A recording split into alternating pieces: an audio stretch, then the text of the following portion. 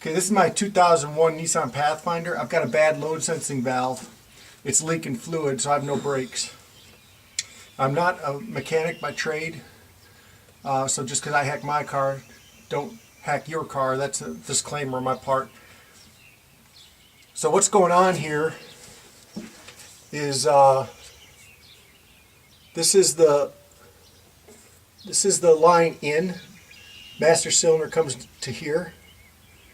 And the idea is, based on how much weight is in the back, it'll move this spring and proportion the fluid, the hydraulics, the braking power between two lines. Portion of the fluid goes here to the rear brakes, and then the residual through another line goes back to the front of the car for the front brakes. And so the idea is more weight, more braking power to the rear, less weight, more fluid goes to the front. So my plan is to use a block connector, connect these three lines. I'll show you that next. And if I need to, I'll put in a fixed proportioning valve because I don't alter weight. I don't carry a lot of weight. All right, a quick check on that part, that load sensing valve. It costs about $350, and with all the rust back there, it's not clear that it's adjusting to how it's intended real well anyway. So I'm going to put this T in there in place of it, or sometimes they call it a block. I've checked my threads. All three threads that I'm going to need are 3/8 24 and a standard flare. And so I'll have the line come in on the one side, and then I'll have the line going to the rear brake T on here, and then the line that returns to the front of the car will be here. And I'm just going to use standard brake lines here. They got these new kind now, copper. They say they are easily bendable, never rust. And here's an example of one that I've bent to get in the position I need. I'm actually going to install the T further up, still in the rear, but where the brake lines reveal themselves, rather than back by the load sensing valve where it's more open, but there's a lot of corroded connections and a lot of pipes in the way. So that's what I'm going to do. The one fear you have with this is, the idea of the proportioning valve, the load sensing valve, is it will reduce the amount of brake fluid or hydraulic braking power going to the rear when the car is light, so you don't hit a quick stop and skid. So I put in the T and I return the braking pressure. However, it's not exactly as I expected. I actually lost overall some braking power, and here's why. So I got this drawing to help. In the back of my car I have 5 lines coming in, and I basically put the T here,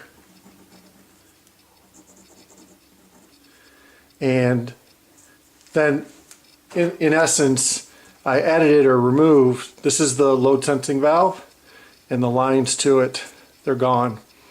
And actually this connector here too.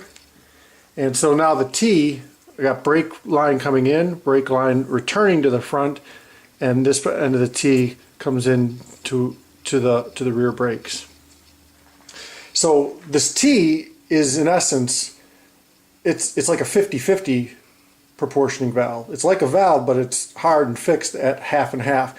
And I believe what was happening is the load sensing valve was actually portioning such that a majority of the braking power is to the front, some to the rear.